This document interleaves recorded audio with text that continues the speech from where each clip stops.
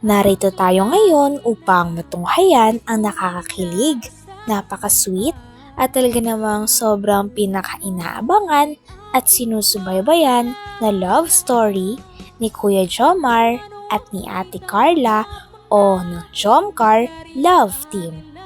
Sa pagpapatuloy ng ating istorya ay panibago na namang chapter ito ng kanilang istorya dahil for sure na panibagong memories na naman ito para sa dalawa. Magkasama na naman muli si Kuya Jomar at si Ate Carla nung araw na yun. Dito nga ay kasalukuyan nung kumakain si Kuya Jomar at si Ate Carla nung magkasama. Talagang ini-interview nga at marami pang tanong si Kuya Jomar kay Ate Carla dahil gusto niya talagang kulitin at makabanding si Ate Carla. Masarap, ha? Alam mo, sa ibang bansa, maraming dating pwedeng tikmang pagkain. Hindi lang pagkain Pinoy. Bakit po? Ilang bansa na po ba yung napunta niyo?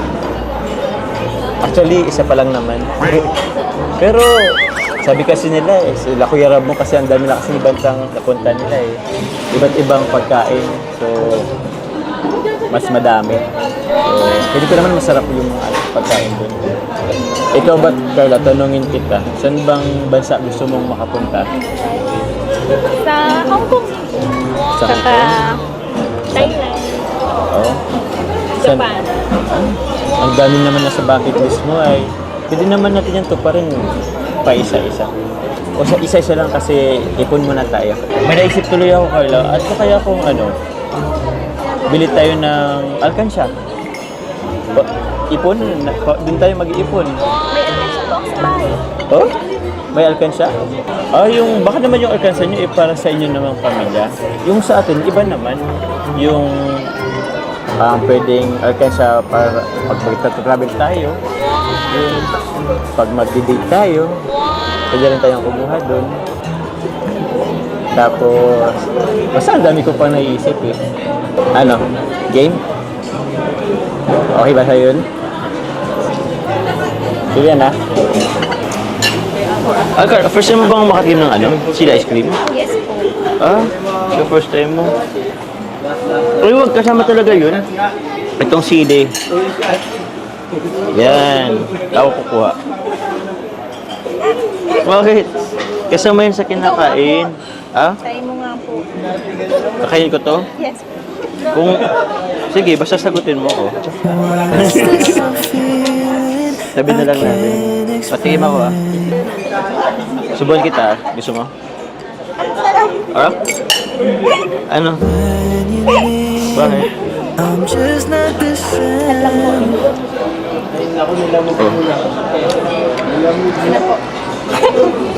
Uy, ito yung gamot ko. Okay na yun? Magpalitan na lang po bago. Huwag na, okay lang yun. Ano na natin, wala na yan. Okay na yun.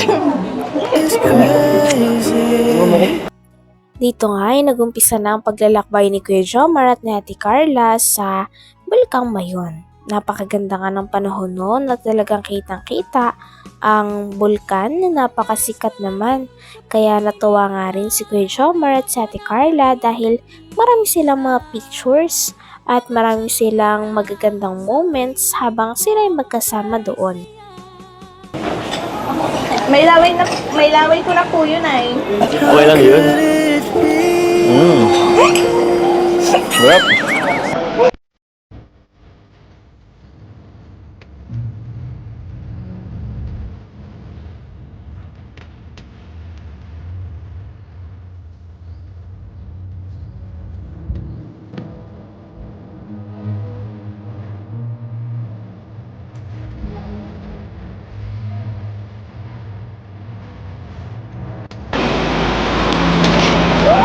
Teka lang. Ganda naman po dito. Ang ganda. Maganda? Sa baga, First time mo dito, Opo. Grabe. Maganda. Uy, mukhang nagpapapitan ng konti yung yung mayon. Ayu. Tiyan mo. Nagpapakita na. Kanina sobrang ulap niyan, kanina. Sobrang ganda. Sobrang ganda, Doon po tayo. Sige, tara. Dito pa, biyay! Ito, nakikita mo ba to? Ito yung simbahan dati na patabunan dahil nasa pagbuo ng Mayon.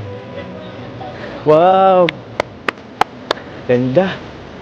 Buti ka pa po ay, parang parati ka Bakit? po dito. Dati kasi yung high school pa ako, dito kasi kami madalas mag-tour nung high school pa. So nakailang beses na ako punta rito. Tara, dito tayo.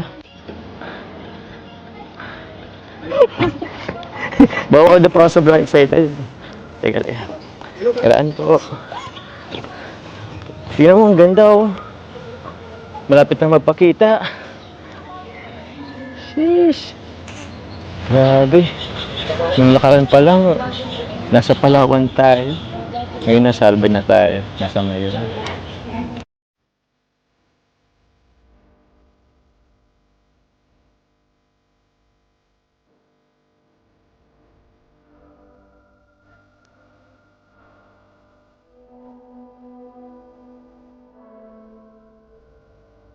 Iba-ibang bundok yung nakita natin, pero ngayon dito tayo sa isang bulkan. Kaya nga po. Siyempre, dahil naman po yun kila Kuya Rab, sa Kalingap, Kaya siyempre nga. sa mga sponsor. Kaya grabe, sobrang salamat. Dito nga ay natutuwa nga si Kuya Jomar dahil maganda daw ang panahon. Kaya nakapag-picture sila at nakagala ng marami ni Ate Carla at mas nakita rin ang bulkang Mayon. Sabi pa nga ni Kuya Jomar na binabansagan nga daw na doon ng lugar na Magayon. At sinabi naman ni Ate Carla na alam niya raw ang word na Magayon, ibig sabihin ay maganda. Sabi naman ni Kuya Jomar ay parang si Ate Carla. Ito pa lang to sa Pilipinas. Excited ba kung if ever punta tayo ng ibang bansa? Siyempre po. Pero okay na bang tayong dalawa lang? Sabi ko, hindi. Mas masaya pa rin po pag madami, siyempre. Sa bagay. Masaya rin naman pati yung kasamang buong team Buti nga, maganda yung panahon ngayon. Kaninang umaga medyo naulan ng konti eh. Pero sayang nga lang, hindi pa masyadong yung bulkan, hindi pa nagpapakita. Kumusta ka ngayon? Okay naman na po. Okay naman na. Siyempre, kasama ko po kayo. Ikaw naman eh. Hindi ba sa may pagsabi sa akin yan? Kasi masaya natin kasi hindi natin nakikita masyado. Tsaka nagmamadali tayo kahapon. Ngayon, medyo pupakita na yung bulkan. Yun Mayon. Ibig sabihin nila, ang Mayon ay Magayon. Alam mo bang Magayon? Maganda po. Oo. Parang ikaw, Magayon. Hindi ko lang hiniwala eh. Okay. Magayon ka baga, maganda. Para kang si Mayon. Di ba, marunong ka naman sa Bicol? Opo. Oo, hindi alam mo yung salitang padangat ka. Di ba alam mo yun? Opo. Ano ibig sabihin nun? Di ko pa alam. Sabi mo, alam mo eh. Sabihin mo, alam mo naman, di ba? Padangat ka. Ano sa Tagalog nun? Sabihin mo. Ba't ba ayaw mo sabihin? Huwag ka naman kasing mahiya. Sabihin mo na. Isa. Hintay ako. Ano? Padangat ka. Mahal kita? Yung mahal din kita. Huwag ka nang mahiya. Huwag ka nang naman. Ba't ka pagkisigawan niya eh? Ayaw ba hindi dito? Ayaw mo po. Kaya ko. Kaya ko. Bakit di mo lang man? Hindi, okay lang yun. Bukod sa palangat, may iba ka pa bang alam?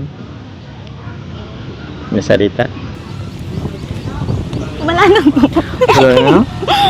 Eh, taga Bicol ka din naman eh.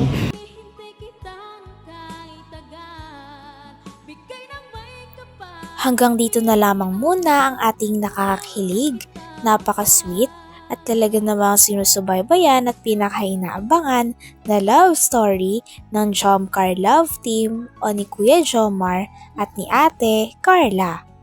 Maraming salamat sa inyong panonood. Hanggang sa muli. Bye!